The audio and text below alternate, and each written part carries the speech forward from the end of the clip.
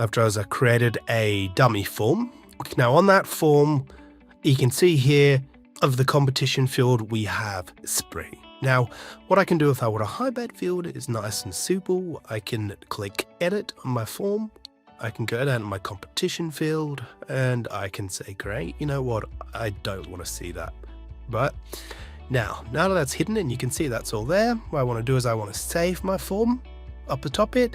Now, sorry, just before we do that, if you want to add, you just drag and drop the fields onto the form I set. Once it's done, I can save it.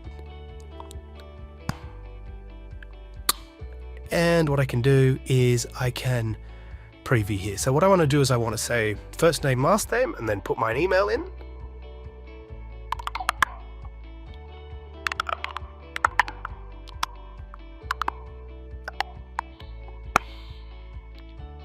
And actually I'll leave the first and last name blank because I don't want to overwrite a lovely first and last name. Now what I'll do is I'll click submit, give it 1 or 2 seconds to load. Then if I view the contact, which should be here, and I scroll down, here we go. Right, so it's made my competition value spring, and it hasn't updated the first or last name, so that didn't bring those through. That what it will do is will overrank any data based on the email address, which is why it was really important that I put that email in the form. So once you've done that and you've built your form, keep in mind we're in Customer Insights at the moment, which was previously called Dynamics 365 Marketing. What I now want to do is I want to say, great, when the form is submitted, I want to send a Slack notification, I want to send a Microsoft Teams notification, and perhaps emails, SMSs. So the way you do that is in Journeys on the left-hand side here. So I've got that tab open, as you can see, Engagement Journeys, and I've gone and began to build a journey. So very simple, the trigger is form submitted, and that's the default trigger that Journeys gives you.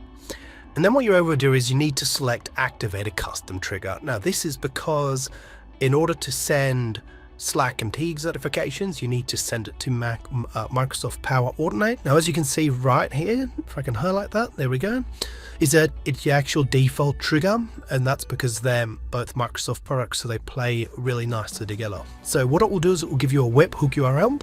I can go in here, I can say when my form is submitted, what I want to do is I want to send a Slack message and a Microsoft Teams message, and so you know how I give that, you go plus, you go add an action, I might search for Slack.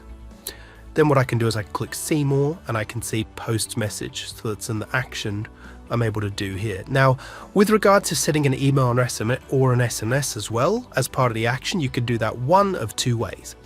You can either build that in Power Automate, so I can go, yep, add an action. If I use Outlook, which you normally would if you're a Microsoft person, it was just there a moment ago, where's it where I'm off to, who it is, and I can say send an email.